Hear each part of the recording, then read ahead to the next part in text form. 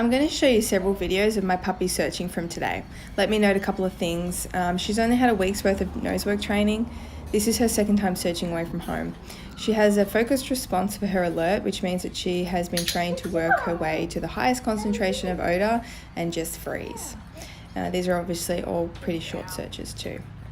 The reason I'm making this video is to show how to reinforce searching behaviour with a marker or clicker. Many detection systems that utilise a marker tend to put the most effort into reinforcing the response, and they don't often prioritise the search, and I think that's a really big flaw. When we look at the three components of a detection dog, while they're all vital, hunt drive or the search is by far the most important. Odour recognition is just classical conditioning. The response is fairly easy to teach too. Hunt drive, not so much. Having a dog reliably search when we want, where we want, and for what we want can be tricky for dogs that haven't been selectively bred for it, which is the majority of dogs competing in Nosework. When our reinforcement history for the response outcompetes that of the search, we're probably going to run into false and fringe alert problems.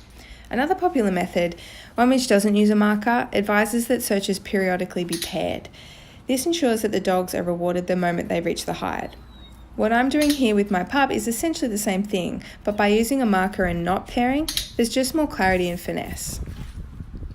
I've lowered my response criteria in favour of reinforcing her for simply searching and sourcing odour. I'm clicking at least on her first encounter with a hide the moment she makes contact with it, before she has a chance to respond. On the returns, I alternate between immediately clicking and just waiting her out and seeing if she responds, which she does. Some people find the analogy of other competitive dog sports valuable here. I wouldn't ask my puppy to heel, down, sit, retrieve, etc. in a new location before she had already offered me her focus. Engagement on me in that context is a primary criteria, and that's what I would like to reward in new locations until she had a bit more experience. Then I'd start cueing her into the various trained behaviours. If you don't have focus, you don't have obedience, and if you don't have the search, you don't have a detection dog.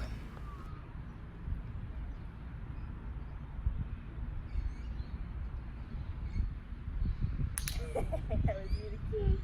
That was really cute.